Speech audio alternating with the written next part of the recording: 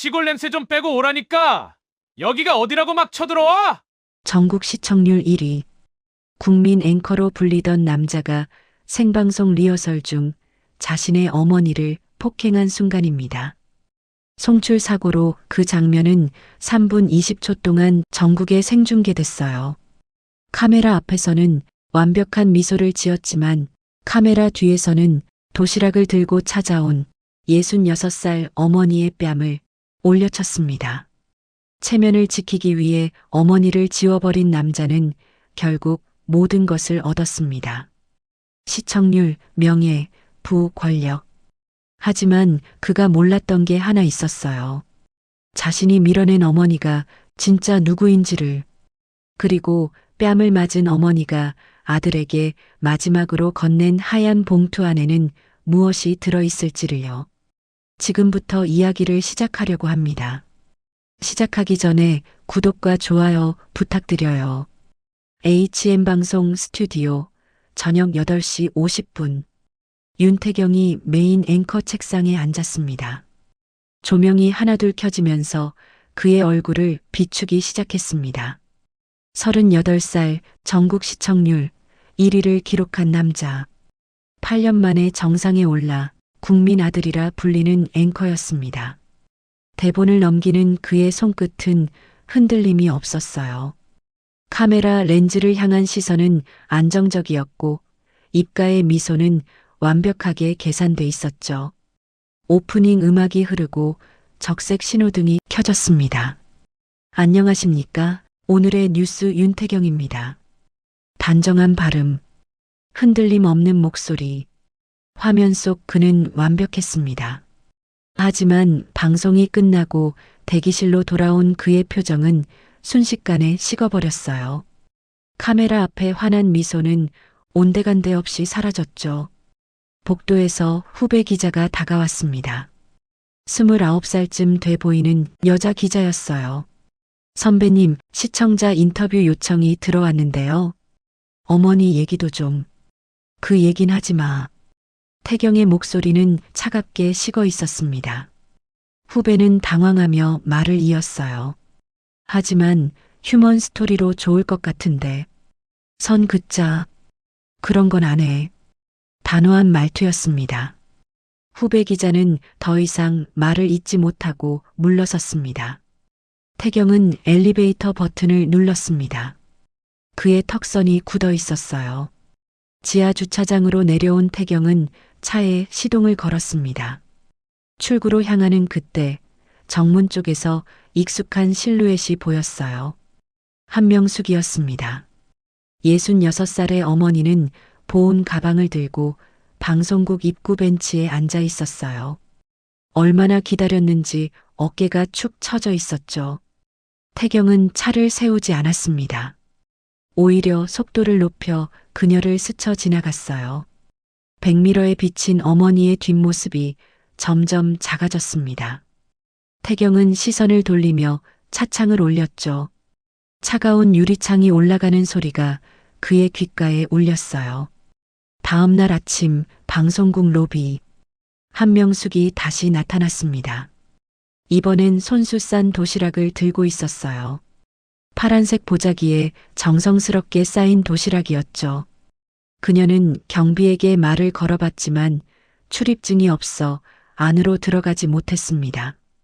저기요, 제가 윤태경 앵커 어머니입니다만 출입증 없으면 안 됩니다. 경비의 대답은 기계적이었어요. 한명숙은 로비 소파에 앉았습니다. 1시간, 2시간. 사람들이 오가는 로비에서 그녀는 묵묵히 앉아 있었죠. 도시락을 무릎 위에 올려놓고 가끔 시계를 보며 기다렸어요. 점심시간이 지나고 오후 3시가 넘어서야 태경이 외부 취재에서 돌아왔습니다. 로비를 가로질러 엘리베이터로 향하는 그의 뒤를 한명숙이 따라갔어요. 태경아. 부르는 목소리가 들렸습니다. 태경은 고개를 돌리지 않았어요. 엘리베이터 버튼을 누르고 문이 열리길 기다렸습니다. 문이 열렸고 그가 안으로 들어서려는 순간 한명숙이 보온 가방을 문 사이에 끼웠습니다. 문이 다시 열렸어요. 태경의 시선이 차갑게 내려갔습니다. 어머니의 손에 들린 가방, 그 안에 도시락, 그리고 그녀의 주름진 얼굴이 시야에 들어왔죠. 엄마, 이런 데서 기다리지 마. 체면 좀 생각해. 목소리는 낮았지만 날카로웠습니다. 한명숙은 도시락을 내밀었어요. 내가 좋아하는 반찬 넣었어. 김치도 새로 담갔고. 필요 없어요. 태경은 받지 않았습니다. 주변에 사람들이 지나가기 시작했어요. 누군가 휴대폰을 꺼내 들고 있었죠. 태경은 어머니의 손을 밀어냈습니다. 그의 소나기에 힘이 들어갔어요. 엘리베이터 문이 닫혔습니다. 한명숙은 그 자리에 멈춰 섰어요. 손에 든 보온 가방이 무겁게 느껴졌습니다. 그녀는 천천히 로비를 빠져나갔습니다. 저녁, 태경의 펜트하우스 거실, 태경과 아내 서다인이 마주 앉아 있었습니다. 35살의 다인은 태블릿을 넘기며 입을 열었어요. 오늘 로비에서 또 나타났다며? 응. 다음엔 기자들한테 찍힐 거야. 그럼 어쩔 건데? 태경은 한숨을 내쉬었습니다. 다인은 차를 홀짝이며 덧붙였죠. 차라리 연락 끊어버리지 그래. 이렇게 질질 끌면 너만 피곤해. 알아서 할게. 태경은 소파에 몸을 기댔습니다. 시선은 천장을 향했지만 초점은 없었어요. 다인은 더 이상 말하지 않고 침실로 들어갔습니다. 침실로 들어간 태경은 거울 앞에 섰습니다. 넥타이를 풀고 셔츠 단추를 하나씩 풀었어요. 거울 속 자신의 얼굴을 바라보며 미소를 지어봤습니다. 입꼬리를 올리고 눈매를 부드럽게 만들었어요. 하지만 거울 속 표정은 어색했습니다.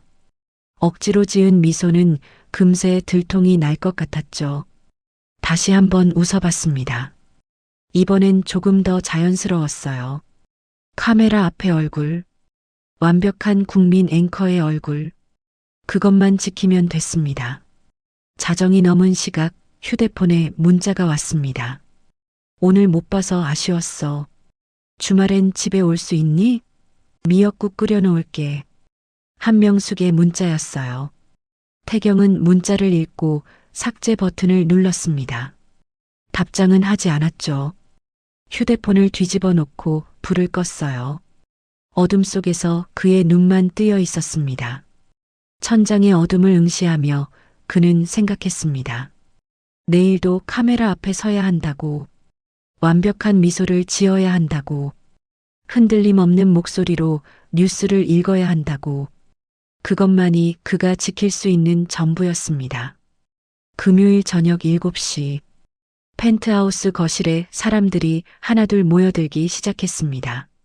서다인과 장인 서광우가 주최한 파티였어요. 광고주 임원들과 방송국 관계자들로 거실이 가득 찼습니다. 62살의 서광우는 샴페인 잔을 들고 손님들 사이를 오가며 말했어요. 오늘은 우리 사위 생일입니다. 많이 축하해 주십시오. 박수 소리가 울렸습니다. 태경은 정장 차림으로 손님들에게 인사를 건넸어요. 악수하고 미소 짓고 적당한 농담을 주고받았습니다. 카메라 앞에서처럼 완벽한 모습이었어요. 서광우가 태경의 어깨에 손을 올렸습니다. 이 친구가 우리 방송계 미래입니다. 차세대 리더죠. 과찬이십니다. 장인어른. 태경의 목소리는 공손했습니다. 하지만 그의 눈은 웃고 있지 않았어요. 다인이 샴페인 잔을 들고 태경에게 다가왔습니다. 손님들 잘 챙겨. 광고 계약건도 있으니까. 알아. 짧은 대답이었습니다. 다인은 다시 손님들 사이로 돌아갔어요. 펜트하우스 거실은 화려한 조명과 웃음소리로 가득했습니다. 오후 7시 30분 초인종이 울렸습니다. 현관 모니터에 한명숙의 얼굴이 비쳤어요. 그녀는 큰 보온 가방을 양손에 들고 서 있었습니다. 다인이 인터폰 버튼을 눌렀어요. 누구세요? 아, 저. 나다. 태경이 애미. 모니터 속 한명숙은 조심스럽게 말했습니다. 다인의 얼굴이 굳어졌어요. 그녀는 인터폰에서 손을 떼고 태경을 불렀습니다. 여보, 나와봐. 복도로 나온 태경이 모니터를 확인했습니다. 화면 속 어머니가 보였어요. 그의 미간이 찌푸려졌습니다. 오늘은 손님 있다고 했잖아. 다인이 낮게 속삭였습니다. 빨리 돌려보내. 지금 누가 나가면 다 티나. 태경은 인터폰 버튼을 눌렀어요. 엄마, 오늘은 안 돼. 다음에 와. 태경아, 오늘 내 생일이잖아. 미역국 끓여왔어. 고구마도. 다음에. 지금은 바빠. 태경의 목소리는 단호했습니다. 통화를 끊으려는 순간 거실에서 서광우의 목소리가 들렸어요. 누구십니까? 손님이면 들어오시라고 하지. 서광우가 현관 쪽으로 걸어왔습니다. 태경은 급히 막아섰지만 서광우는 이미 문을 열고 있었어요. 어서 오십시오. 현관문이 활짝 열렸습니다. 한명숙이 망설이며 안을 들여다봤어요. 화려한 펜트하우스 내부가 보였습니다. 그녀는 조심스럽게 안으로 들어섰어요. 사부인이시군요. 서강우는 웃으며 말했습니다. 하지만 그의 눈은 차가웠어요. 한명숙은 고개를 숙여 인사했습니다. 안녕하세요. 갑자기 와서 죄송합니다. 거실로 들어온 한명숙. 손님들의 시선이 일제히 그녀에게 쏠렸습니다. 샴페인 잔을 든 사람들, 비싼 정장을 입은 사람들, 그 사이에 낡은 외투를 입은 한명숙이 서 있었어요. 그녀는 보온 가방을 열었습니다. 큰 냄비가 나왔어요. 미역국이었습니다. 우리 태경 생일이라서요. 미역국을 꼭 먹여야 할 것 같아서. 찐 고구마도 함께 꺼냈습니다. 보온 가방에서 김이 모락모락 피어올랐어요. 미역국 냄새가 거실에 퍼지기 시작했습니다. 다인이 재빨리 다가왔습니다. 어머님, 이런 데선 냄새가 배요. 부엌으로 가시죠. 아, 그래. 미안하다. 한명숙은 당황하며 냄비를 다시 들려고 했습니다. 그때 태경이 다가왔어요. 그의 손이 어머니의 팔을 잡았습니다. 힘이 들어간 소나기였습니다. 한명숙이 아파서 움찔했어요. 태경은 낮게 하지만 또렷하게 말했습니다. 엄마, 제발 좀 그만 와요. 이제 진짜 지겹다고. 거실이 조용해졌습니다. 손님들의 대화 소리가 멈췄어요. 한명숙은 아들의 눈을 봤습니다. 차갑고 날선 시선, 낯선 눈빛이었어요. 태경아, 됐으니까 그만 가봐. 한명숙의 손에서 냄비가 미끄러졌습니다. 쿵! 무거운 소리와 함께 냄비가 바닥에 떨어졌어요. 뚜껑이 열리며 미역국이 대리석 바닥에 쏟아졌습니다. 갈색 국물이 흘러내렸습니다. 미역 조각들이 바닥에 흩어졌어요. 정적만이 흘렀습니다. 아무도 움직이지 않았어요. 한명숙은 무릎을 굽혔습니다. 바닥을 닦으려고 손을 뻗었어요. 하얀 대리석 바닥에 국물이 번졌습니다. 어머님, 그냥 두세요. 다인의 목소리는 차가웠습니다. 한명숙은 손을 멈췄어요. 태경이 그녀의 팔을 잡고 일으켰습니다. 현관 쪽으로 끌다시피 데려갔어요. 이제 그만 오세요. 진짜로. 문이 닫혔습니다. 한명숙은 복도에 혼자 남았어요. 그녀는 엘리베이터 버튼을 눌렀습니다. 손이 떨렸습니다. 엘리베이터가 왔습니다. 문이 열리고 그녀는 안으로 들어갔어요. 거울에 비친 자신의 얼굴, 주름진 손, 빈 보온 가방, 문이 닫혔습니다. 펜트하우스로 돌아온 태경, 거실은 다시 시끄러워지기 시작했습니다. 하지만 몇몇 손님들은 여전히 수군거리고 있었어요. 서광우가 손뼉을 쳤습니다. 자, 다들 드시죠. 파티는 계속됩니다. 음악이 다시 흘러나왔습니다. 사람들이 다시 웃기 시작했어요. 하지만 분위기는 달라져 있었습니다. 밤 11시 손님들이 하나둘 떠났습니다. 태경과 다인만 남은 거실. 바닥의 국물 자국은 이미 직원이 닦아냈어요. 다인이 소파에 앉아 구두를 벗으며 말했습니다. 다음엔 미리 말해줘. 연락 차단하든지. 태경은 대답하지 않았습니다. 창가에 서서 야경을 봤어요. 수십 층 아래 도시의 불빛이 반짝였습니다. 듣고 있어? 응. 짧은 대답이었습니다. 다인은 한숨을 쉬며 침실로 들어갔어요. 태경은 계속 창밖을 봤습니다. 유리창에 이마를 댔어요. 차가운 감촉이 느껴졌습니다. 그의 호흡이 유리를 흐리게 만들었어요. 멀리서 자동차 경적 소리가 들렸습니다. 침실로 들어간 태경. 침대에 누워 천장을 봤습니다. 휴대폰이 울렸어요. 문자였습니다. 미역국 못 먹여서 미안해. 내일 다시 끓여줄게. 생일 축하한다, 아들. 한명숙의 문자였습니다. 태경은 문자를 읽었어요. 삭제 버튼을 눌렀습니다. 휴대폰을 엎어놓고 눈을 감았어요. 하지만 잠은 오지 않았습니다. 어둠 속에서 그는 계속 눈을 뜨고 있었어요. 미역국 냄새가 아직도 코끝에 맴도는 것 같았습니다. 월요일 오후 2시 HM 방송 스튜디오에 스태프들이 분주하게 움직이고 있었습니다. 메인 뉴스 리허설 시간이었어요. 카메라 세대가 각기 다른 앵글을 잡고 있었고 조명팀은 밝기를 조절하고 있었습니다. 태경이 앵커 책상에 앉았습니다. 정장 차림의 그는 대본을 넘기며 프롬프터 화면을 확인했어요. 메이크업 아티스트가 다가와 그의 이마에 파우더를 덧발랐습니다. 오늘 컨디션 괜찮으세요? 네, 괜찮아요. 짧게 답하는 태경의 얼굴에는 피곤함이 묻어 있었습니다. 주말 내내 잠을 제대로 자지 못한 흔적이었어요. 조연출이 헤드셋을 쓰고 스튜디오 중앙에 섰습니다. 자, 다들 준비됐죠? 리허설 시작합니다. 5, 4, 3. 손가락으로 카운트다운을 마치고 가리켰습니다. 카메라 적색등이 켜졌어요. 태경이 프롬프터를 보며 입을 열었습니다. 안녕하십니까? 오늘의 뉴스 윤태경입니다. 목소리는 안정적이었습니다. 발음은 명확했어요. 첫 번째 뉴스가 시작됐습니다. 경제 지표 관련 내용이었어요. 태경은 숫자를 정확하게 읽어 내려갔습니다.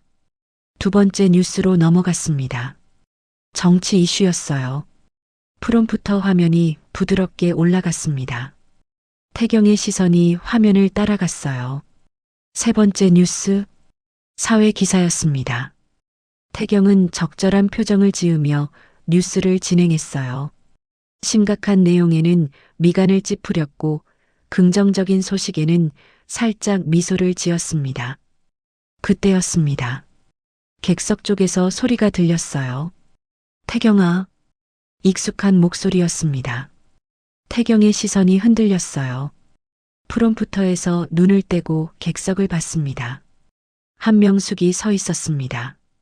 양손에 커피 2잔을 들고 있었어요. 스태프 출입구 쪽 문이 열려 있었습니다. 경비가 미처 막지 못한 틈에 들어온 것이었어요. 리허설이라 괜찮을 줄 알았지. 커피 가져왔어. 한명숙은 환하게 웃으며 말했습니다. 스태프들의 시선이 일제히 그녀에게 쏠렸어요. 조연출이 당황한 표정으로 손짓했습니다. 저기 손님 출입 금지 구역인데요.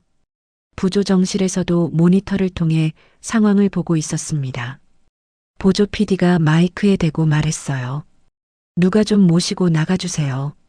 하지만 한명숙은 이미 태경 쪽으로 걸어가고 있었습니다. 앵커 책상을 향해 다가왔어요. 커피잔을 내밀었습니다. 식기 전에 마셔. 추운데 고생 많아. 태경이 자리에서 일어났습니다. 얼굴이 굳어 있었어요. 그는 앵커 책상을 돌아 나와 어머니에게 다가갔습니다. 여긴 손님 출입 금지예요. 나가세요. 목소리는 낮았지만 날카로웠습니다. 한명숙은 당황했어요. 그냥 커피 한 잔만 주려고. 주말에 연락도 안 돼서 나가라고 했잖아. 태경의 목소리가 높아졌습니다. 스튜디오 안이 조용해졌어요. 카메라가 여전히 돌아가고 있었습니다. 시골 냄새 좀 빼고 오라니까. 여기가 어디라고 막 쳐들어와. 순간 그의 손이 올라갔습니다. 탁! 뺨을 치는 소리가 스튜디오에 울렸습니다. 한명숙이 뺨을 감싸 쥐었어요. 커피잔이 손에서 미끄러져 바닥에 떨어졌습니다. 플라스틱 뚜껑이 열리며 갈색 액체가 바닥에 쏟아졌어요. 스태프들이 얼어붙었습니다. 아무도 움직이지 못했어요. 태경은 숨을 몰아쉬었습니다. 주먹을 쥐었다 폈다 반복했어요. 부조정실. 메인 모니터에 빨간 경고등이 켜졌습니다. 뭐야, 이거? 기술팀장이 소리쳤어요. 송출 시스템 화면을 확인했습니다. 지금 나가고 있어요. 리허설 영상이 생방송 채널로 송출되고 있습니다. 보조 PD가 급히 차단 버튼을 눌렀습니다. 하지만 이미 늦었어요. 송출 시스템 타이머를 보니 3분 20초가 지나 있었습니다. 얼마나 나갔어? 3분 이상요. 폭행 장면까지 다 나갔습니다. 보조 PD의 얼굴이 창백해졌습니다. 스튜디오로 보도국장 민도연이 뛰어들어왔습니다. 51살의 그는 숨을 헐떡이며 태경을 붙잡았어요. 지금 당장 대기실로 가. 태경을 끌다시피 대기실로 데려갔습니다. 한명숙은 그 자리에 멈춰 서 있었어요. 뺨은 붉게 달아올라 있었습니다. 스태프들이 그녀를 피해 지나갔습니다. 아무도 말을 걸지 않았어요. 조연출이 조심스럽게 다가왔습니다. 나가주셔야 할 것 같은데요. 한명숙은 고개를 끄덕였습니다. 천천히 출구로 향했어요. 쏟아진 커피를 밟고 지나갔습니다. 발자국이 갈색 얼룩을 만들었어요. 대기실. 태경은 소파에 앉아 머리를 감싸 쥐고 있었습니다. 민도연이 휴대폰을 확인하며 말했어요. SNS 터졌어. 지금 실시간 검색어 1위야. 뭐가요? 윤태경 폭행? 2위가 패륜 앵커. 태경은 고개를 들지 못했습니다. 민도연이 계속 말했어요. 댓글이 초당 100개씩 달리고 있어. 영상 캡처도 돌아다니고. 어떻게 이런 일이. 송출 시스템 오류래. 기술팀이 지금 원인 파악 중이야. 민도연의 휴대폰이 계속 울렸습니다. 전화가 쏟아지고 있었어요. 그는 전화를 받지 않고 태경을 봤습니다. 오늘 저녁 뉴스는 대타로 간다. 넌 당분간 출연 정지야. 국장님, 지금은 말 섞지 마. 위에서 어떻게 나올지 봐야 해. 민도연이 대기실을 나갔습니다. 문이 닫혔어요. 태경은 혼자 남았습니다. 그는 휴대폰을 꺼냈습니다. 포털 사이트를 열었어요. 실시간 검색어 1위에 자신의 이름이 떠 있었습니다. 뉴스 기사가 이미 쏟아지고 있었어요. 윤태경 앵커 생방송 중 모친 폭행. 패륜 앵커 리허설 사고로 본 모습 드러나. 국민 앵커의 민낯 충격적 영상 확산. 댓글을 열어봤습니다. 와, 진짜 쓰레기네. 어머니한테 저러면 안 되지. 당장 하차시켜라. 방송 자격 없음. 댓글은 끝없이 올라오고 있었습니다. 태경은 휴대폰을 던졌어요. 소파 쿠션 위로 휴대폰이 튕겨나갔습니다. 저녁 6시. 뉴스 시간이었습니다. 태경은 대기실에서 모니터를 켰어요. 화면에는 대타 아나운서가 앉아 있었습니다. 자신의 자리였어요. 안녕하십니까? 오늘의 뉴스 최지민입니다. 낯선 목소리였습니다. 태경은 모니터를 응시했어요. 자신의 빈자리. 다른 사람이 앉아 있는 앵커 책상. 그는 모니터를 껐습니다. 어둠 속에 혼자 앉아 있었어요. 복도에서 스태프들이 지나가는 소리가 들렸습니다. 완전 난리 났대. 당연하지. 생방송으로 나갔는데 앞으론 못 나오겠네. 목소리들이 멀어졌습니다. 태경은 어둠 속에서 눈을 감았어요. 하지만 감은 눈 뒤로 계속해서 장면이 재생됐습니다. 어머니의 뺨, 커피가 쏟아지는 순간, 스태프들의 시선, 그리고 카메라의 적색 등 모든 것이 녹화되고 송출됐습니다. 돌이킬 수 없었어요. 화요일 오전 9시 HM방송 회의실에 긴급 대책회의가 소집됐습니다. 민도현 보도국장, 홍보팀장, 법무팀 변호사가 긴 테이블에 둘러앉았어요. 태경은 회의실 끝자리에 앉아 있었습니다. 빔 프로젝터에 시청자 게시판 화면이 떴습니다. 댓글이 끝없이 스크롤되고 있었어요. 패륜 앵커 당장 하차시켜라. 이런 인간이 뉴스를 방송국 수준 의심된다. 댓글은 수천 개를 넘어서고 있었습니다. 홍보팀장이 자료를 넘기며 입을 열었어요. 현재 부정적 여론이 97%입니다. 방송 복귀는 현실적으로 어렵습니다. 법무팀 변호사가 끼어들었습니다. 폭행죄 고소 가능성도 있습니다. 피해자분이 고소하시면 그렇게는 안 할 겁니다. 태경이 낮게 말했어요. 민도현이 글을 봤습니다. 확신하나? 네. 짧은 대답이었습니다. 하지만 태경의 목소리는 떨리고 있었어요. 회의실 문이 열렸습니다. 서강우가 들어왔어요. 그는 자리에 앉지 않고 서서 말했습니다. 위기관리는 속도전이야. 오늘 안에 사과문 내보내. 이미 초안 준비했습니다. 법무팀 변호사가 서류를 꺼냈어요. 서강우가 받아서 읽기 시작했습니다. 30초도 안 돼서 서류를 책상에 내던졌어요. 이딴 걸로 되겠어? 눈물이 있어야지. 눈물이요? 국민은 진심을 원해. 억지 변명 말고 찐 후회. 그래야 돌아선다고. 홍보팀장이 고개를 끄덕였습니다. 서강우가 태경을 봤어요. 오늘 오후에 단독 인터뷰 찍어. 울면서 사과하는 거야. 알겠습니다. 태경의 목소리는 힘이 없었습니다. 오후 2시 스튜디오. 카메라 한 대가 설치돼 있었습니다. 의자 하나와 조명만 있는 간소한 세팅이었어요. 홍보팀장이 대본을 태경에게 건넸습니다. 이대로 읽으시면 됩니다. 태경이 대본을 펼쳤습니다. 눈으로 내용을 훑었어요. 저는 어머니와 오해가 있었습니다. 제 불찰로 이런 일이 이대로 하면 되나요? 울어야 합니다. 눈물이 없으면 소용없어요. 홍보팀장의 말에 태경은 고개를 끄덕였습니다. 메이크업 아티스트가 그의 얼굴을 만졌어요. 파운데이션을 얇게 발랐습니다. 너무 두껍게 바르면 눈물 자국이 안 나요.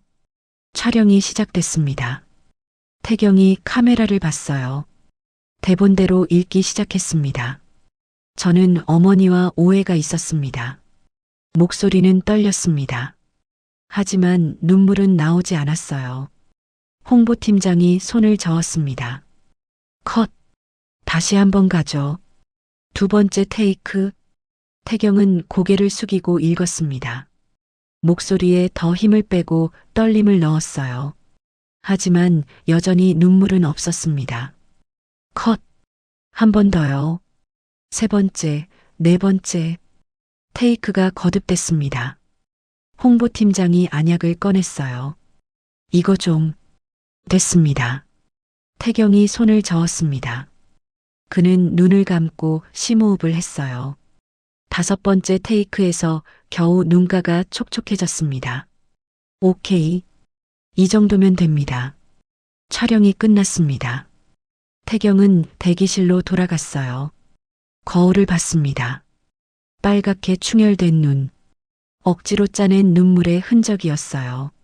저녁 8시 사과 영상이 업로드됐습니다. 조회수가 빠르게 올라갔어요. 1분 만에 10,000뷰를 넘었습니다. 댓글창이 열렸어요. 진심이 안 보이는데. 연기 같음. 저 눈물 진짜임? 어머니는 어디 계심? 부정적 댓글이 쏟아졌습니다. 하지만 일부는 달랐어요. 사람은 실수할 수 있지. 용서할 수도. 너무 몰아가지 말자. 긍정적 댓글도 있었습니다. 하지만 압도적으로 부정적이었어요. 수요일 오전 10시 서다인이 강남의 한 카페에 앉아 있었습니다. 맞은편에는 여성 기자 2명이 있었어요. 비공식 티타임이었습니다. 다인이 라떼를 홀짝이며 입을 열었습니다. 사실 그분이 돈 얘기를 계속하셨어요. 어머님이요? 네. 재단을 운영한다고 하시면서 솔직히 좀 부담스러웠죠. 기자가 노트에 받아 적었어요. 다인이 계속 말했습니다. 협박 문자까지 오더라고요. 돈 안 주면 방송국에 가겠다는 식으로. 정말요? 증거 있으세요? 확인해 보세요. 분명 있을 거예요. 다인의 목소리는 차분했습니다. 하지만 그녀의 눈은 차갑게 가라앉아 있었어요. 오후 3시 첫 기사가 떴습니다. 윤태경 앵커 모친 금전 요구 의혹. 기사 내용은 애매했습니다. 확인되지 않은 정황만 나열돼 있었어요. 하지만 제목은 자극적이었습니다. 20분 뒤 다른 언론사도 기사를 냈습니다. 협박 문자 정황 포착. 재단 운영 의혹도. 근거는 불분명했습니다. 하지만 기사는 빠르게 퍼져나갔어요. 포털 실시간 검색어에 올랐습니다. 한명숙 재단 운영한다며 거액의 돈 요구. 한명숙 재단은 윤태경 모친 협박. 댓글창이 다시 뜨거워졌습니다. 역시 돈 문제였네. 사기 재단 아니야? 아들이 협박당한 거 맞네. 여론이 조금씩 흔들리기 시작했어요. 태경의 사과 영상 아래 댓글 분위기가 변했습니다. 태경이 피해자였을 수도. 어머니가 문제인 듯. 양쪽 다 이상한데? 오후 5시 한명숙의 작은 원룸. 그녀는 혼자 앉아 TV를 보고 있었습니다. 뉴스에서 자신의 이름이 나왔어요. 아나운서 윤태경 씨의 어머니 한명숙 씨의 재단에 대한 의혹이 불거지고 있습니다. 리모컨이 손에서 미끄러졌습니다. 바닥에 떨어진 리모컨이 배터리 커버가 열리며 굴렀어요. 경찰은 참고인 조사를 검토 중인 것으로 알려졌습니다. 한명숙은 TV를 껐습니다. 화면이 검게 변했어요. 그녀는 무릎을 끌어안았습니다. 창밖으로 석양이 지고 있었어요. 목요일 오전 10시 태경의 휴대폰에 문자가 왔습니다. 민도현이었어요. 여론 반전 중. 금요일 복귀 검토 들어감. 태경은 문자를 읽고 소파에 몸을 기댔습니다. 창밖을 봤어요. 햇살이 밝았습니다. 펜트하우스 거실은 조용했습니다. 다인은 아침부터 외출한 상태였어요. 태경은 혼자 거실을 배회했습니다. 거울 앞에 섰습니다. 미소를 연습했어요. 입꼬리를 올렸습니다. 눈매를 부드럽게 만들었어요. 안녕하십니까? 오늘의 뉴스 윤태경입니다. 목소리를 내봤습니다. 조금 더 안정적으로, 조금 더 따뜻하게. 카메라 앞에 얼굴을 만들어 갔어요. 휴대폰이 울렸습니다. 민도현이었어요. 내일 저녁 6시 뉴스 복귀 확정됐어. 준비해. 감사합니다, 국장님. 전화를 끊었습니다. 태경은 다시 거울을 봤어요. 거울 속 자신이 웃고 있었습니다. 완벽한 미소였습니다. 저녁 8시 한명숙의 원룸. 어둠 속에서 그녀는 창밖을 보고 있었습니다. 도시의 불빛이 반짝였어요. 어디선가 구급차 사이렌 소리가 들렸습니다.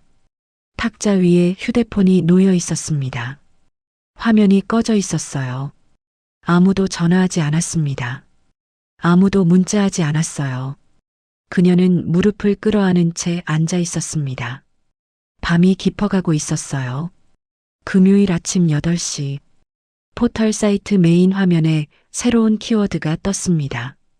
실시간 검색어 1위였어요. 한명숙 재단은 HM문화재단. HM문화재단 기부금 의혹. 익명의 제보자가 올린 글이었습니다. 온라인 커뮤니티 게시판에 새벽 4시에 올라온 글이었어요. 제목은 자극적이었습니다. 한명숙 재단 회계 처리 불투명. 기부금 어디로? 글 내용에는 구체적 증거가 없었습니다. 추측성 문장만 가득했어요. 하지만 댓글은 폭발했습니다. 역시 돈 문제. 사기 재단 맞네. 기부금 횡령인가? 오전 10시 한명숙의 휴대폰이 울렸습니다. 발신자는 서울 강남경찰서였어요. 그녀는 떨리는 손으로 전화를 받았습니다.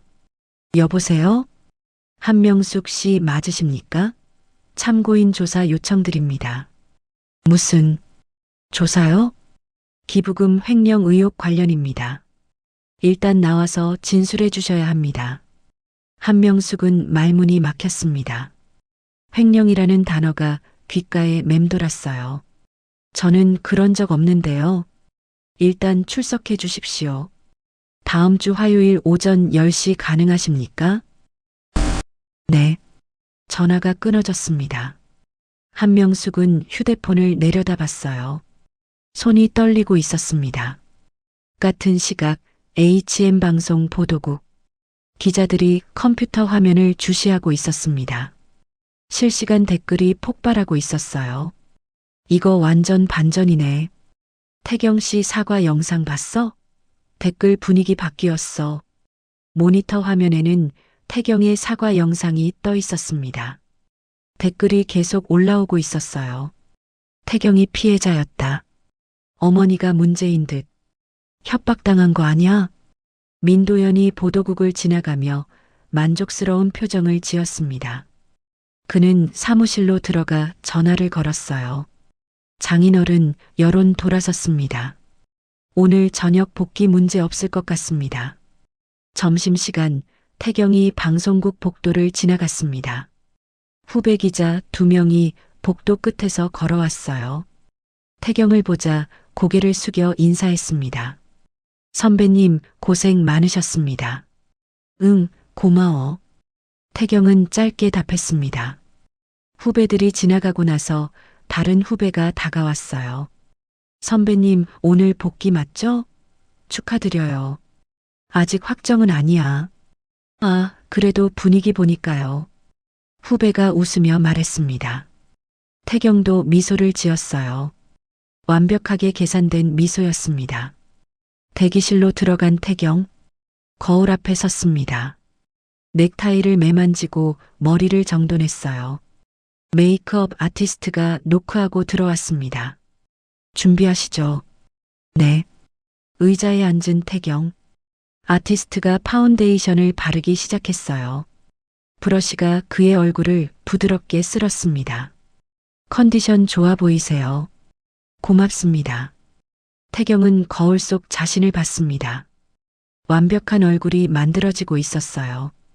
오후 3시 서다인이 쇼핑을 마친 후 카페에 앉아 지인 3명과 차를 마시고 있었습니다. 명품 가방들이 의자 옆에 놓여 있었어요. 시어머니 일 어떻게 됐어? 지인 하나가 물었습니다. 다인은 라떼를 홀짝이며 한숨을 쉬었어요. 진짜 힘들었어. 돈 얘기만 계속하시더라고. 그래. 얼마나 달라고 했는데? 구체적으론 안 말씀하셨어. 그냥 재단 운영 어렵다, 도와달라 이런 식으로. 다인의 목소리는 피곤해 보였습니다. 지인들이 고개를 끄덕였어요. 그럴 줄 알았다. 돈 문제는 가족끼리도 안 되는 거야. 맞아. 이번 기회에 확실히 정리하는 게 나을 거야. 다인은 고개를 끄덕였습니다. 휴대폰을 확인했어요. 뉴스 알림이 떠 있었습니다. 한명숙 재단 경찰 조사 착수. 그녀는 휴대폰을 내려놓고 미소를 지었습니다. 저녁 5시 경찰서 앞. 한명숙이 경찰서 계단을 천천히 올라갔습니다. 기자들이 몰려들었어요. 카메라 플래시가 터지기 시작했습니다. 재단 운영 어떻게 하셨어요? 기부금 어디 갔습니까? 아들 협박한 거 맞아요? 질문이 쏟아졌습니다. 한명숙은 고개를 숙인 채 걸었어요. 마이크가 그녀의 얼굴 앞으로 들이밀어졌습니다. 답변 좀 해주세요.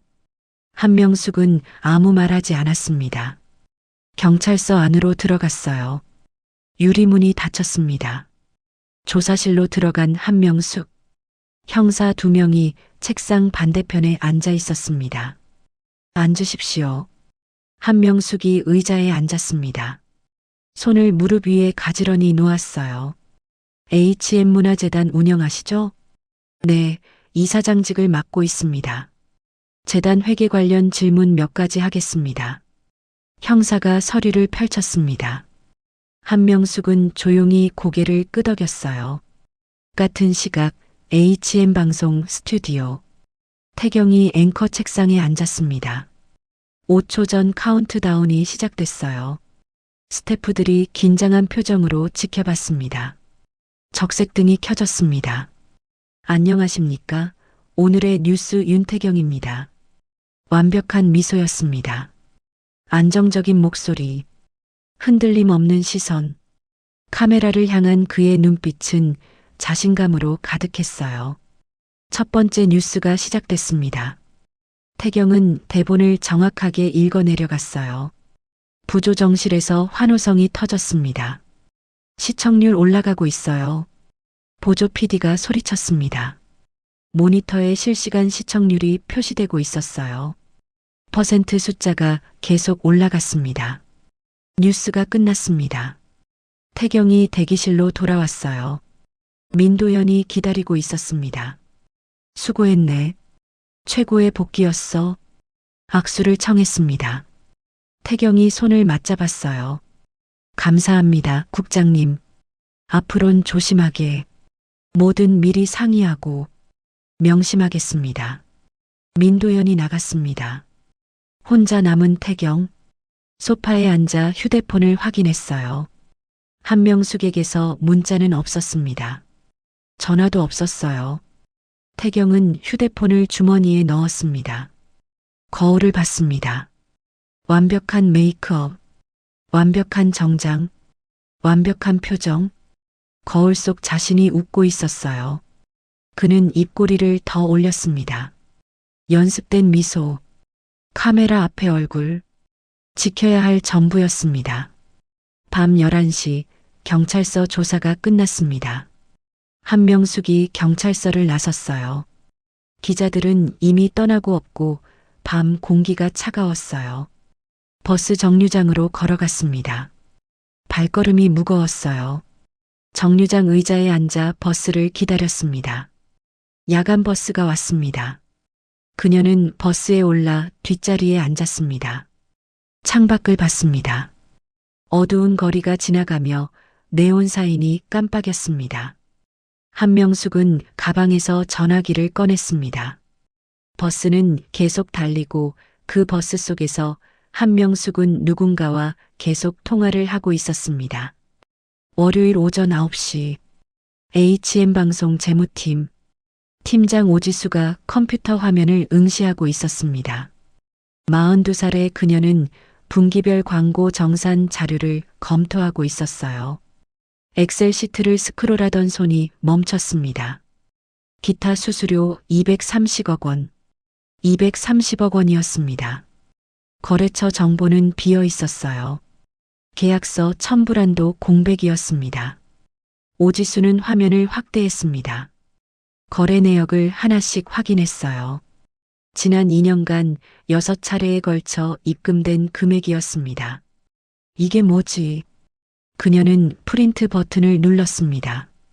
프린터에서 종이가 나왔어요. 거래 내역서를 들고 재무부장 사무실로 향했습니다. 노크하고 들어갔습니다. 재무부장이 서류를 보고 있었어요. 부장님, 이건 뭔가요? 오지수가 프린트물을 내밀었습니다. 부장이 서류를 받아들었어요. 눈으로 훑어봤습니다. 이거 230억이 기타 수수료로 처리돼 있는데 계약서가 없어요. 부장은 서류를 다시 봤습니다. 미간이 좁혀졌어요. 위에서 승인된 거라고만 돼 있네. 누가 승인했는지 확인 가능할까요? 찾아볼게. 부장의 대답은 애매했습니다. 오지수는 사무실을 나왔어요. 이틀이 지났습니다. 답은 오지 않았어요. 수요일 점심시간 구내식당. 오지수가 동료와 마주 앉아 식사를 하고 있었습니다. 그녀는 작은 목소리로 말했어요. 그 230억 건 이상한 것 같아. 동료가 젓가락을 멈췄습니다. 주변을 살폈어요. 그런 얘기 조심해. 여기선 모르는 게 약이야. 하지만 계약서도 없는데. 팀장님 진짜로. 괜히 건드렸다간 팀장님만 다쳐. 동료의 목소리는 진지했습니다. 오지수는 국그릇을 내려놓았어요. 식욕이 사라졌습니다. 목요일 오후 2시 민도연의 사무실. 오지수가 노크하고 들어갔습니다. 민도연은 컴퓨터 화면을 보고 있었어요. 국장님, 잠깐 시간 되시나요? 무슨 일인가? 오지수가 프린트물을 책상 위에 놓았습니다. 민도연은 서류를 보지도 않았어요. 이건 확인이 필요합니다. 230억 규모인데 계약서가. 그건 위에서 처리하는 돈이야. 민도연이 말을 잘랐습니다. 그의 목소리는 차갑게 식어 있었어요. 하지만 회계 처리상. 오 팀장, 내가 신경 쓸 일 아니야. 일이나 잘해. 오지수가 입을 다물었습니다. 민도연이 서류를 도로 밀었어요. 나가봐. 오지수는 서류를 집어들고 사무실을 나왔습니다. 복도를 걸으며 주먹을 쥐었어요. 손톱이 손바닥을 파고들었습니다. 금요일 저녁 6시 방송국 노조 사무실. 간부 5명이 모여 회의를 하고 있었습니다. 테이블 위에 커피잔들이 놓여 있었어요. 임금 동결 이슈 어떻게 할 거야? 한 간부가 물었습니다. 다른 간부가 자료를 넘기며 답했어요. 광고 수익은 작년 대비 20% 늘었어. 그런데 우리 월급은 그대로라고. 돈이 어디로 가는 건데? 스폰서한테 다 가는 거 아니야? 서광우 회사 말이야. 실랑이가 이어졌습니다. 목소리가 점점 높아졌어요. 파업해야 하는 거 아니야? 아직은 이르지. 일단 교섭부터. 회의는 밤 9시까지 이어졌습니다. 같은 시각 온라인 커뮤니티. 방송국 내부 고발 게시판에 새 글이 올라왔습니다.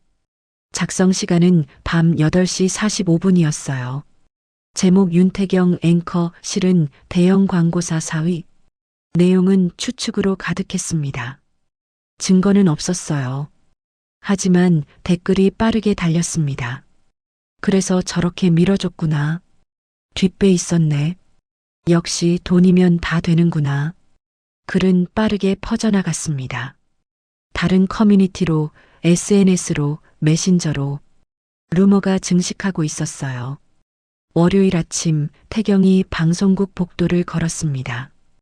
후배 기자 서너 명이 복도 끝에서 수군거리고 있었어요. 태경이 다가가자 급히 흩어졌습니다. 이상한 기분이 들었습니다. 태경은 대기실로 들어갔어요. 휴대폰을 꺼내 포털 사이트를 열었습니다. 검색창에 자기 이름을 쳤습니다. 연관 검색어가 떴어요. 윤태경 대형 광고사 사위. 윤태경 역시 돈으로. 윤태경 뒷배. 태경의 얼굴이 굳어졌습니다. 기사를 클릭했어요. 내용을 읽기 시작했습니다. 오후 2시 민도연이 태경을 불렀습니다. 국장실로 와. 짧은 문자였습니다. 태경은 국장실로 향했어요. 노크하고 들어갔습니다. 민도연이 창밖을 보고 서 있었습니다. 뒤돌아보지 않고 말했어요. 온라인에서 루머 돈다. 봤습니다. 신경 쓰지 마. 근거 없는 얘기야. 하지만 조심만 해. 괜한 말하지 말고. 민도연이 돌아섰습니다. 그의 표정은 무표정했어요. 특히 어머니 얘기는 절대 하지 마. 알겠습니다. 태경은 국장실을 나왔습니다. 복도가 갑자기 좁게 느껴졌어요. 저녁, 펜트하우스 거실. 서다인이 태블릿으로 온라인 기사를 보고 있었습니다. 태경은 소파에 앉아 창밖을 보고 있었어요. 이거 어떻게 할 거야? 다인이 물었습니다. 태경은 대답하지 않았어요. 여보, 듣고 있어? 뭐라고 했어? 이 기사 어떻게 할 거냐고. 태경은 태블릿을 봤습니다. 화면에는 자신에 대한 기사가 떠 있었어요. 무시하면 돼. 무시로 되겠어? 댓글 봤어? 다인이 태블릿을 그에게 내밀었습니다. 태경은 받지 않았어요. 지금 당장은 방법이 없어. 방법을 만들어야지. 다인의 목소리가 날카로워졌습니다. 태경은 일어섰어요. 침실로 향했습니다. 어디가? 좀 쉴게. 문이 닫혔습니다. 다인은 태블릿을 소파에 던졌어요. 화면이 깜빡였습니다. 침실 태경은 침대에 누웠습니다. 천장을 봤어요. 하얀 천장이 눈에 들어왔습니다. 불을 끄지 않았어요. 어둠이 두려웠습니다. 휴대폰이 울렸습니다. 문자였어요. 민도연이었습니다. 내일 아침 회의 있음. 8시까지 출근. 태경은 답장하지 않았습니다. 휴대폰을 옆에 놓았어요. 눈을 감았습니다. 하지만 잠은 오지 않았습니다. 머릿속에서 댓글들이 맴돌았어요. 뒷배 있었네. 돈이면 다 되는구나. 진짜 죄인은 누구야? 태경은 눈을 떴습니다. 천장의 조명이 눈부셨어요. 팔로 눈을 가렸습니다. 밤은 깊어가고 있었습니다. 방송국 재무팀 사무실. 불이 꺼져 있었어요. 오지수의 책상 위에 서류 뭉치가 놓여 있었습니다. 기타 수수료 내역서. 표지에 붉은 글씨로 적혀 있었습니다. 서류는 조용히 책상 위에 놓여 있었어요. 아무도 보지 않는 밤이었습니다. 화요일 오전 10시. HN홀딩스 본사 대회의실. 입구에 안내판이 세워져 있었습니다. 임시이사회 마이너스 비공개. 이사 15명이 하나둘 자리에 앉고 있었어요. 민도연도 참석했습니다. 서강우도 보였어요. 모두 긴장한 표정이었습니다. 회의 안건은 전날 밤 갑자기 통보됐습니다. 내용은 공개되지 않았어요. 이사들은 수군거렸습니다. 무슨 안건인지 아는 사람? 나도 몰라. 갑자기 소집됐어. 민도연이 서강우 옆에 앉았습니다. 작은 목소리로 물었어요. 회장님, 혹시 무슨 일인지 아십니까? 나도 처음 듣는 회의야. 서강우의 얼굴도 굳어 있었습니다. 10시 정각. 회의실 문이 열렸습니다. 비서 2명이 먼저 들어왔어요. 그 뒤로 정장 차림의 여성이 걸어 들어왔습니다. 한명숙이었습니다. 평소의 소박한 외투가 아니었어요. 검은색 맞춤 정장. 머리는 단정하게 빗어 올렸습니다. 하이힐 굽소리가 대리석 바닥에 또렷하게 울렸어요. 이사들이 일제히 일어났습니다. 인사를 했어요. 서강우의 얼굴이 하얗게 변했습니다. 민도연은 당황한 표정으로 주변을 둘러봤어요. 한명숙이 상석으로 걸어갔습니다. 의자를 당기고 앉았어요. 비서가 명함을 돌리기 시작했습니다. HM문화재단 이사장 겸 HN홀딩스 최대 주주 한명숙. 이사들이 명함을 받아들었습니다. 손이 떨리는 사람도 있었어요. 서강우는 한명숙을 보고 너무 놀라 눈을 깜빡거렸습니다. 한명숙이 입을 열었습니다. 목소리는 차분했지만 단단했어요. 오늘부터 제가 이사회를 주재하겠습니다.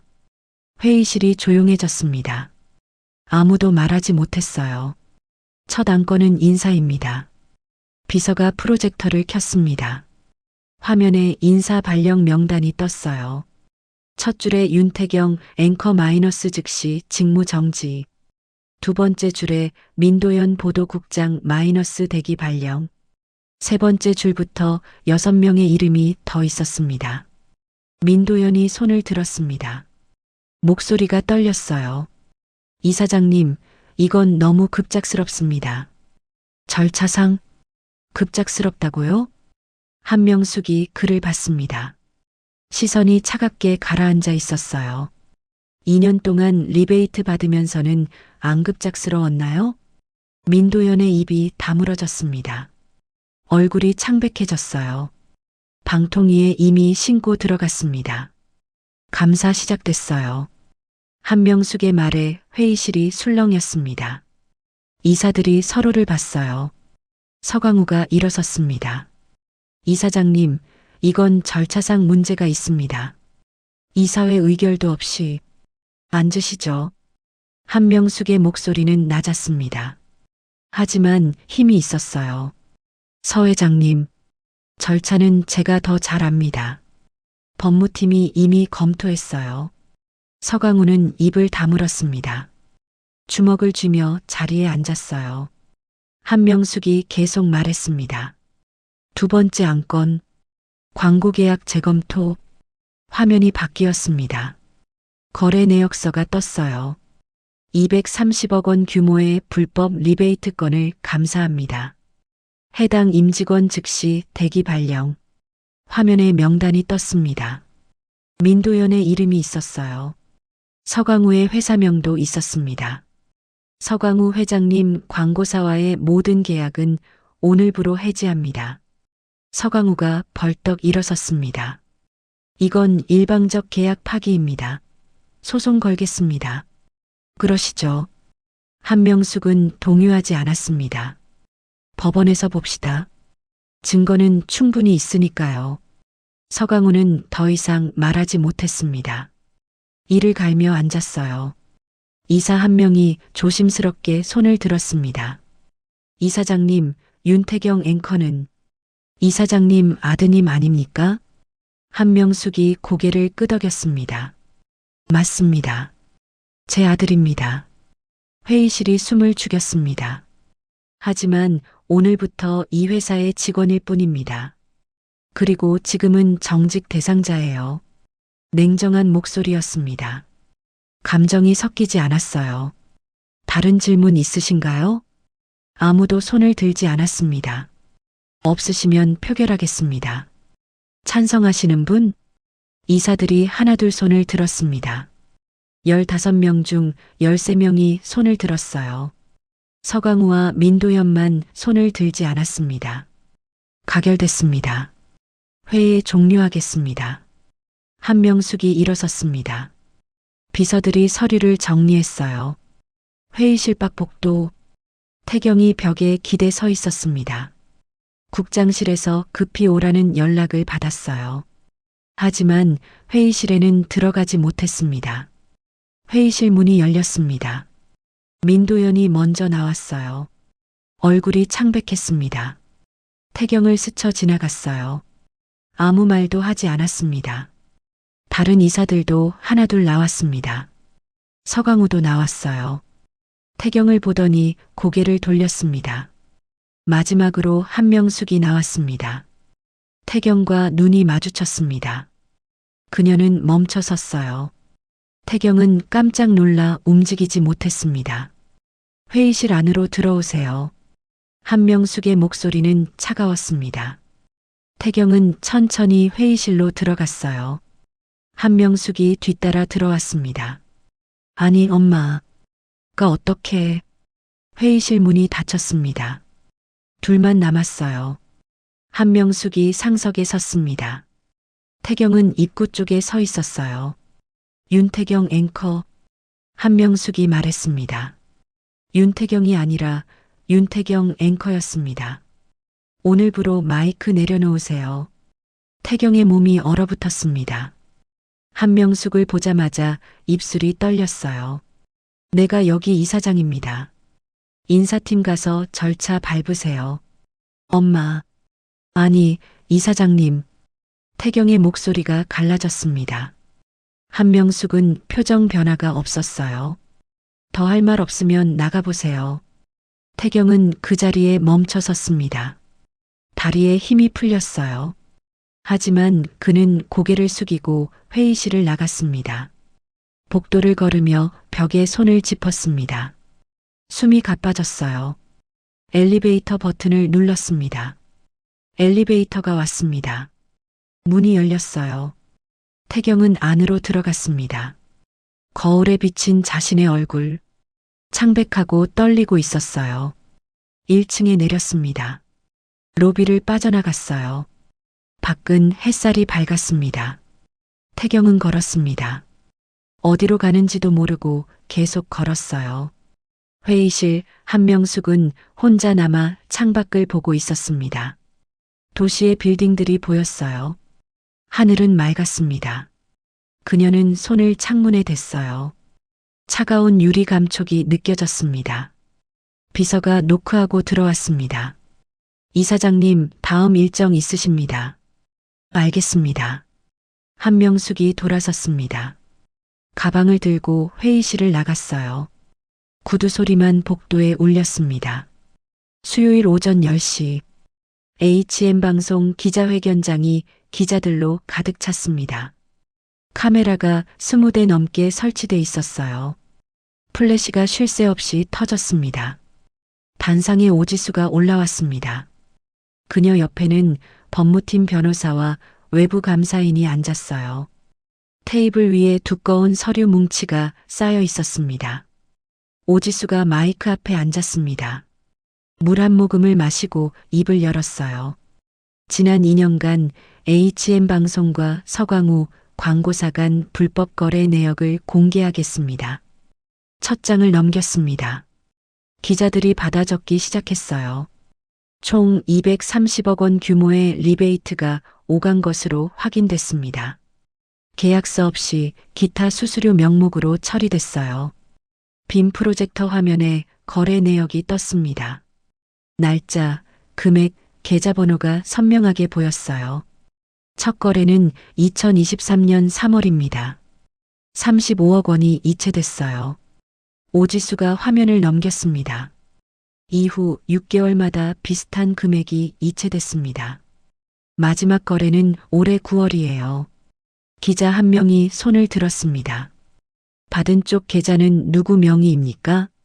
서다인 씨 명의로 만들어진 페이퍼 컴퍼니 계좌입니다. 오지수가 다음 장을 넘겼습니다. 회사 등기부등본이 화면에 떴어요. 이 회사는 실체가 없습니다. 사무실도 없고 직원도 없어요. 단지 돈을 이동시키기 위한 통로였습니다. 기자들이 웅성거렸습니다. 카메라 셔터 소리가 더 빨라졌어요. 다른 기자가 질문했습니다. 윤태경 앵커는 이 사실을 알고 있었습니까? 네. 오지수가 고개를 끄덕였습니다. 보도국장 민도연이 제공한 이메일 증거가 있습니다. 화면이 바뀌었습니다. 이메일 캡처가 떴어요. 발신자 윤태경, 수신자 민도연, 제목 오늘 뉴스 편집건, 그 회사 건 좋게 포장해서 내보내주세요. 장인어른께서 신경 쓰고 계십니다. 기자회견장이 술렁였습니다. 기자들이 사진을 찍기 시작했어요. 이외에도 6건의 유사 이메일이 있습니다. 모두 특정 기업에 유리한 뉴스 편집을 지시한 내용이에요. 오지수가 계속 말했습니다.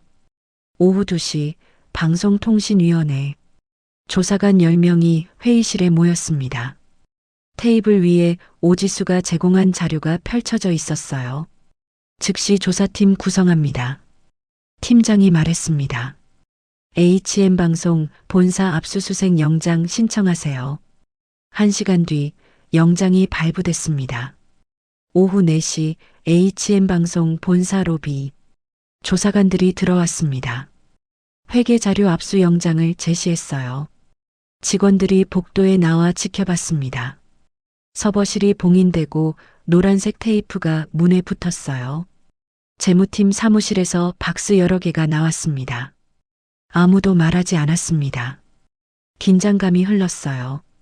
저녁 6시 경쟁사 방송국들이 일제히 뉴스를 내보냈습니다.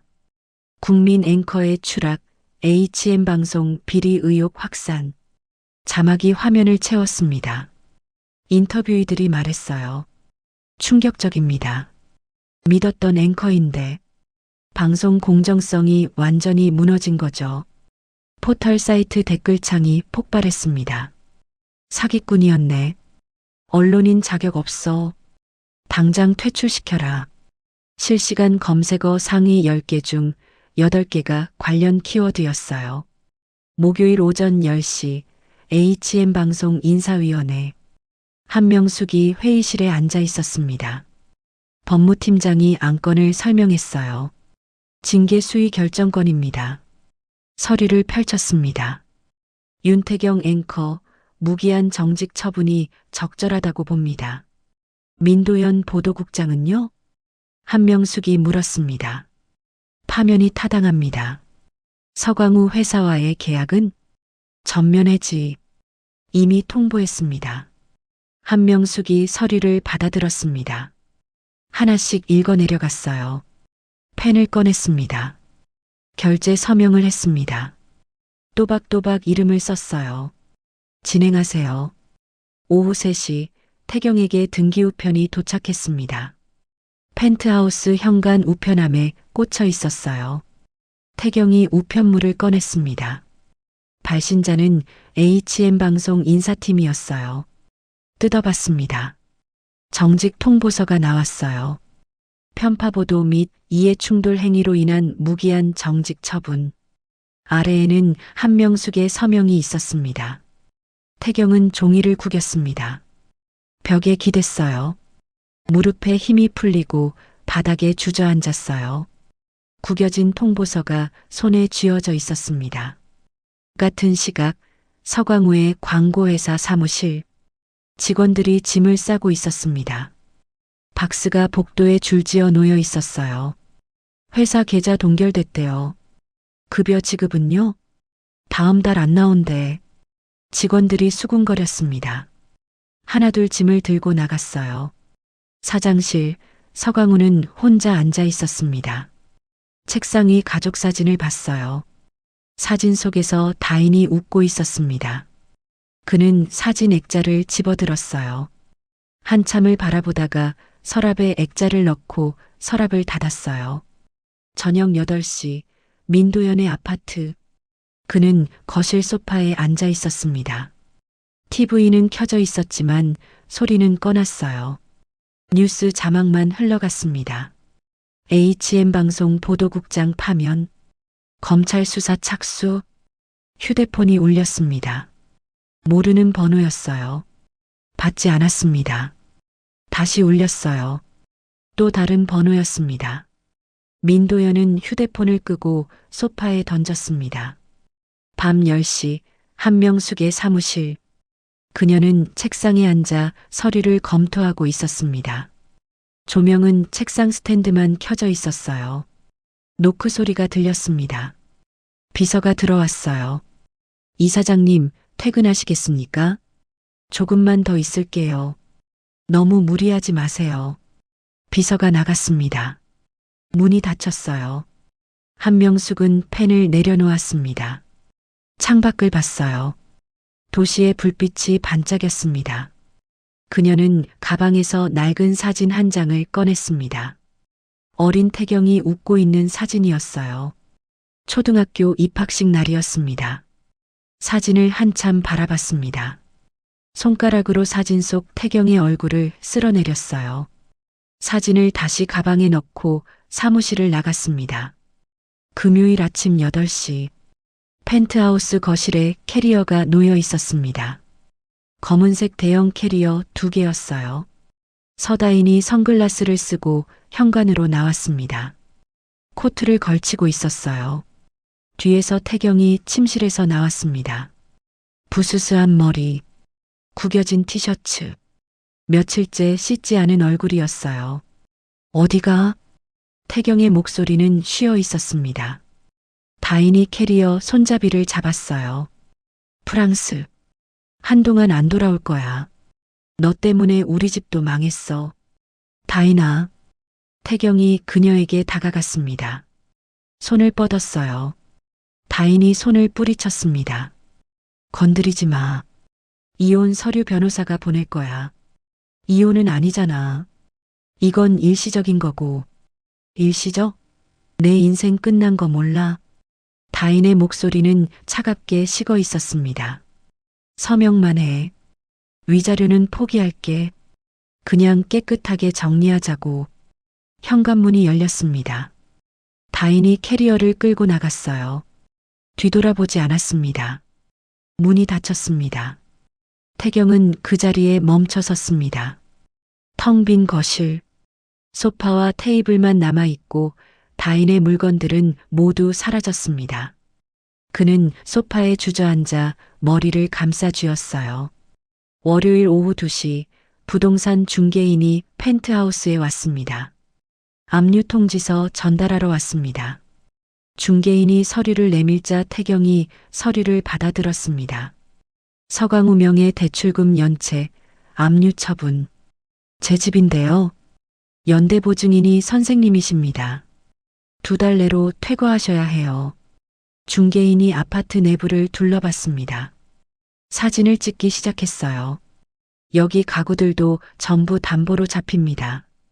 태경은 아무 말하지 못했습니다. 중개인이 나가고 문이 닫혔습니다. 수요일 태경이 짐을 쌌습니다. 큰 캐리어 하나, 박스 2개, 그게 전부였어요. 나머지는 두고 가야 했습니다. 거실을 둘러봤습니다. 3년간 살았던 공간이었지만 이젠 남의 집이었어요. 현관문을 나섰습니다. 캐리어를 끌고 복도를 걸었어요. 엘리베이터를 탔습니다. 1층 로비로 내려갔습니다. 경비가 그를 보자마자 고개를 돌렸습니다. 저녁 6시 모텔 앞. 태경이 작은 모텔 입구에 섰습니다. 네온 사인이 깜빡이고 있었어요. 1박 3만 원이라고 적혀 있었습니다. 안으로 들어갔습니다. 카운터에 중년 남자가 앉아 있었어요. 하루요? 네. 신분증을 내밀었습니다. 남자가 쳐다보며 눈이 커졌습니다. 혹시 그 앵커? 아닙니다. 태경이 짧게 답했습니다. 남자가 더 이상 묻지 않고 열쇠를 건넸습니다. 2층 205호. 계단을 올라갔습니다. 캐리어를 끌며 복도를 걸었어요. 205호 문을 열었습니다. 좁은 방이었습니다. 침대 하나, 작은 테이블, 낡은 TV. 창문은 작았어요.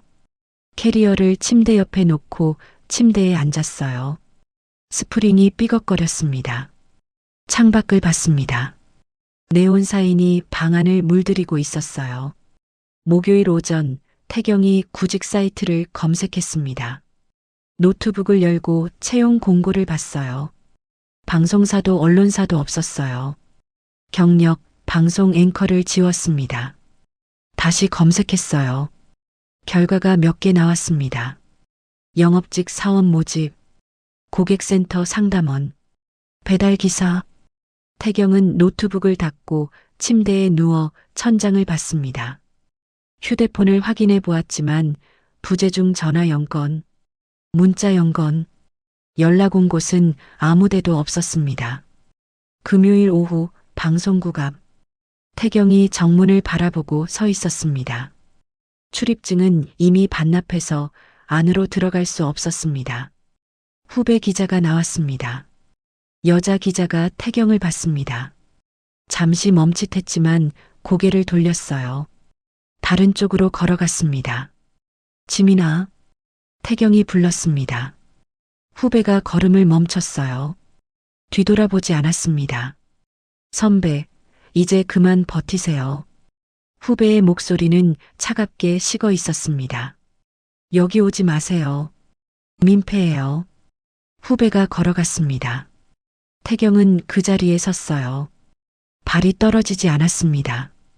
토요일 오후 2시 봉사센터 앞 무료급식 배식이 한창이었습니다. 노인들이 줄을 서 있었어요. 태경이 센터 입구를 지나가며 안을 들여다봤어요.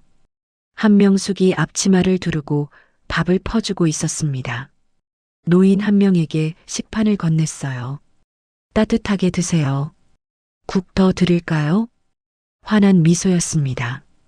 노인이 고맙다며 고개를 숙였어요. 태경은 안으로 들어가지 못했습니다. 문 앞에 섰어요. 발이 떨렸습니다. 1시간이 지났습니다. 배식이 거의 끝나갈 무렵이었어요. 태경이 용기를 내어 안으로 들어갔습니다.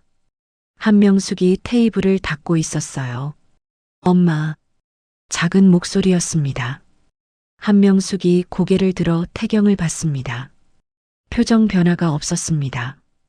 다시 테이블을 닦기 시작했어요. 엄마 나 봉사센터예요. 집이 아니에요. 한명숙의 목소리는 차가웠습니다. 엄마 제발 나 진짜 밥 좀. 용건 없으면 나가주세요. 바빠요.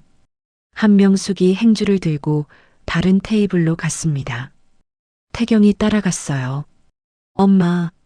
목소리가 커졌습니다. 봉사자들이 쳐다봤어요. 한명숙이 돌아서서 태경을 똑바로 봤어요. 넌 내 아들 아니야. 밥도 내 몫 아니야. 냉정한 목소리에 감정은 섞여 있지 않았습니다. 엄마. 제발. 태경의 목소리가 떨리고 눈가가 붉어졌어요. 나가. 한명숙이 다른 테이블로 갔습니다. 뒤돌아보지 않았어요. 태경이 그 자리에 무너져 바닥에 주저앉았어요. 어깨가 떨렸습니다. 손으로 얼굴을 가리고 소리 없이 울었습니다. 봉사자 한 명이 다가왔습니다. 손님 괜찮으세요?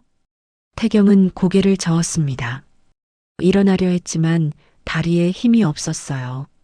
봉사자가 그를 부축했습니다. 밖으로 나갔어요. 찬바람이 불었습니다. 태경은 센터 계단에 앉아 고개를 묻었습니다. 한없이 계단에 앉아 있었습니다. 갈 곳이 없었거든요. 12월 중순 한파주의보가 내려진 아침, 무료급식소 앞에 긴 줄이 늘어서 있었습니다. 노인들과 노숙인들이 추위 속에서 순서를 기다렸어요. 입김이 하얗게 나왔습니다. 태경도 그 줄 끝에 서 있었습니다. 낡은 패딩 점퍼를 입고 있었어요. 며칠째 씻지 못한 머리, 수염이 덥수룩하게 자란 얼굴, 손이 떨렸습니다. 추위 때문인지 긴장 때문인지 알 수 없었어요. 줄이 천천히 앞으로 나아갔습니다. 태경은 모자를 깊이 눌러 쓰고 고개를 숙였습니다. 누가 알아볼까 두려웠습니다. 하지만 여기 사람들은 그에게 관심이 없었어요. 모두 자신의 끼니에만 집중했습니다. 급식소 문이 열렸습니다. 따뜻한 공기가 밖으로 새어나왔고 국 냄새가 코끝을 스쳤습니다. 김이 모락모락 났습니다. 줄이 안으로 들어가기 시작했습니다.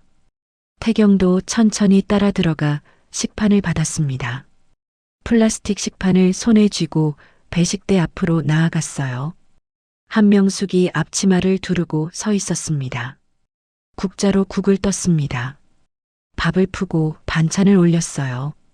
노인 한 명에게 식판을 건넸습니다. 따뜻하게 드세요. 환한 미소였습니다. 노인이 고맙다며 고개를 숙였어요. 다음 사람이 왔습니다. 한명숙은 같은 동작을 반복했습니다. 국을 뜨고 밥을 푸고 반찬을 올렸어요.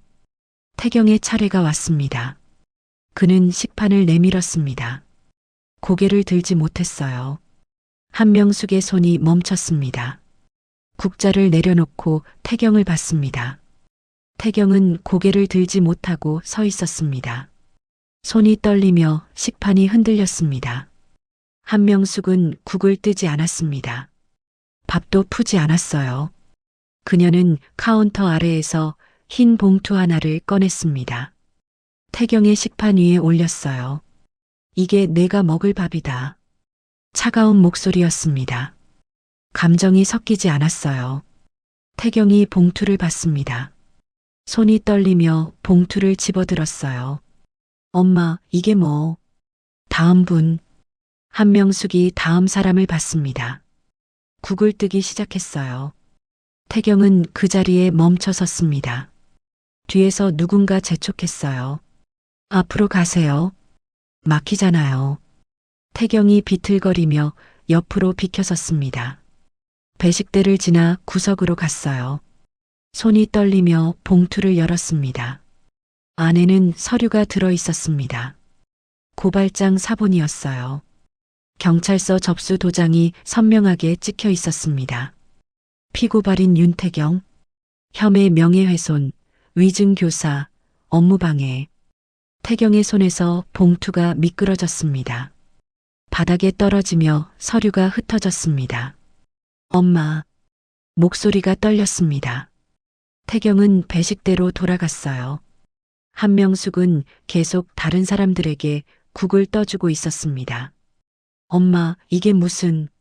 손님, 다른 분들 방해하지 마세요. 봉사자가 다가와 태경의 팔을 잡았어요. 밖으로 나가주시죠. 잠깐만요. 저분이 제 어머니. 나가세요. 봉사자가 그를 밖으로 이끌었습니다. 태경은 저항하지 못했어요. 급식소 밖으로 나왔습니다. 찬바람이 얼굴을 때렸어요. 태경은 다시 안으로 들어가려 했지만 문이 닫혔어요. 안에서 잠겼습니다. 유리문 너머로 한명숙이 보였습니다. 다른 노인에게 국을 떠주고 있었어요. 따뜻한 미소로. 태경은 유리문에 손을 댔습니다. 손바닥이 차가운 유리에 닿았어요. 엄마. 작은 목소리였습니다. 들리지 않았어요. 그는 바닥에 주저앉아 흩어진 서류를 주워 모았어요. 손이 떨려서 제대로 잡히지 않았습니다. 눈물이 떨어졌습니다. 서류 위에 떨어진 눈물이 글자를 번지게 만들었어요. 미안해. 엄마. 진짜 미안해. 목이 메이며 어깨가 떨렸어요. 지나가던 사람들이 그를 봤지만 고개를 돌리고 지나갔어요. 아무도 멈추지 않았습니다. 태경은 서류를 꼭 쥐며 일어섰어요. 비틀거리며 길거리에 섰지만 갈 곳이 없었어요. 뒤를 돌아보니 급식소 창문 너머로 한명숙이 보였어요. 여전히 밥을 퍼주고 있었습니다. 태경은 천천히 걸어갔습니다. 발걸음이 무거웠어요. 한 걸음, 두 걸음. 점점 멀어졌습니다. 급식소가 작아지고 한명숙의 모습이 희미해졌어요. 거리에는 사람들이 오가고 있었습니다. 크리스마스 캐럴이 어디선가 흘러나왔어요. 태경은 계속 걸었습니다. 어디로 가는지도 몰랐습니다. 손에 든 봉투만 꼭 쥐고 있었어요. 급식소 안 한명숙은 마지막 사람에게 밥을 퍼주었습니다. 천천히 드세요. 배식이 끝나고 그녀는 앞치마를 벗었어요. 테이블을 닦기 시작했습니다. 봉사자가 다가왔습니다. 이사장님, 아까 그분 괜찮으셨어요? 네. 짧은 대답이었습니다. 한명숙은 계속 테이블을 닦았어요. 창밖을 봤습니다. 태경의 모습은 보이지 않았습니다. 한명숙은 시선을 거두고 다시 테이블을 닦았어요.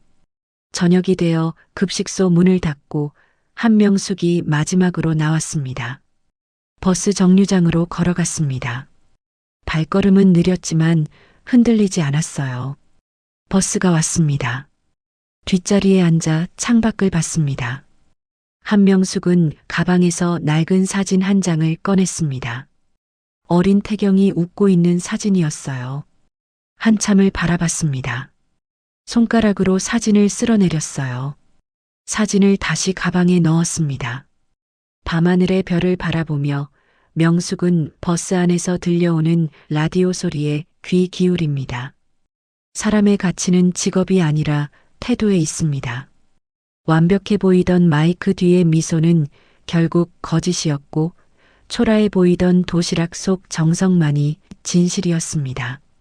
어머니는 아들을 용서하지 않았지만 그 냉정함이야말로 가장 뜨거운 사랑의 형태였는지도 모릅니다. 꺼진 마이크 앞에 선 그가 다시 입을 열 수 있을지는 이제 그 자신에게 달려 있습니다. 지금까지 시청해 주셔서 감사합니다. 더 감동적인 이야기로 찾아오겠습니다.